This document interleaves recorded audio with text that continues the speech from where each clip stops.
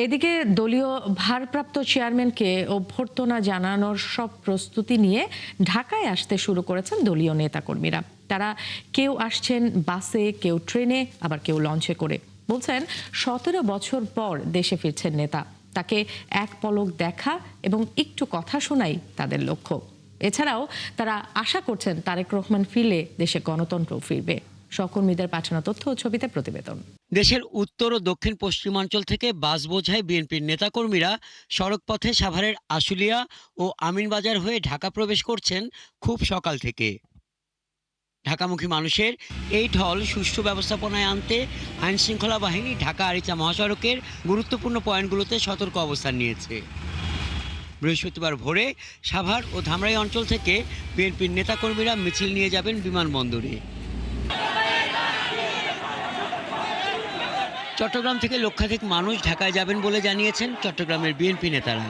তারা আরও জানান, এরই মধ্যে অনেকেই চলে গেছেন।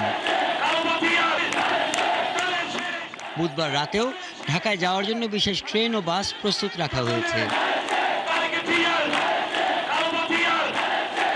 বিএনপি ছাড়াও পুরা চট্টগ্রামবাসীর মধ্যে একটা আনন্দের আমেজ বয়ে যাচ্ছে এবং পুরা বাংলাদেশ, যদি আমি প্রেক্ষাপটের কথা চিন্তা করি, পুরা বাংলাদেশের মধ্যে আমেজটা ছড়িয়ে গেছে।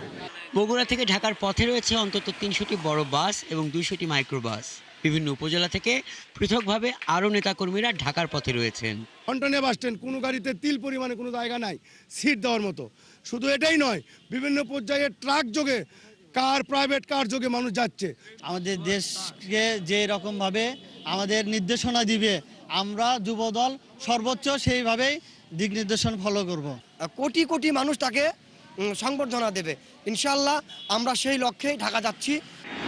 টাঙ্গাইল থেকেও ঢাকার উদ্দেশ্যে রওনা দিয়েছেন বিএনপির বহু নেতাকর্মী। এছাড়া মহাসড়কে বিশেষ নজরদারি রেখেছে নিরাপত্তা বাহিনী। আমরা বিশেষ নজরদারিতে রেখেছি মহাসড়কে যেন কোনো ধরনের যানজট সৃষ্টি না হয় এবং এখন পর্যন্ত কোথাও কোনো যানজটের আমরা খবর পাইনি। যশোরের মনিহার বাস স্ট্যান্ড থেকে ছাড়ছে বিএনপি কর্মীদের বাসগুলো। এছাড়া সকাল 10টার দিকে যশোর থেকে ছেড়ে যাওয়া চিত্রা ট্রেনে ছিল নেতাকর্মীদের উপচে পড়া ভিড়। রাত 12টায় যশোর থেকে ছাড়বে বিশেষ ট্রেন। রাত 12টা 5 মিনিটে ঢাকার উদ্দেশ্যে ছেড়ে যাবে এবং ঢাকায় রাত 3টা 5-এ পৌঁছাবে। এছাড়া একটি নিয়মিত ট্রেন আমাদের রূপসী বাংলা এক্সপ্রেস ট্রেনের সম্পূর্ণ টিকিট বিক্রি হয়ে গেছে এবং অতিরিক্ত দাঁড়ানো টিকিটও বিক্রি হচ্ছে। কুমিল্লা দক্ষিণ উত্তর জেলা কুমিল্লা মহানগর বিএনপির নেতৃত্বে পৃথকভাবে প্রায় 2 লক্ষাধিক নেতাকর্মী তারেক রহমানের সংবর্ধনায় অংশ নেবেন। এই বাংলাদেশে কখন তারেক সাহেব আসবে, এই বাংলাদেশের মানুষ অপেক্ষা করছে। আমাদের দীর্ঘ সেই প্রতীক্ষার অবসান হতে যাচ্ছে আগামী 25 তারিখে। হাসান আহমেদ, 71।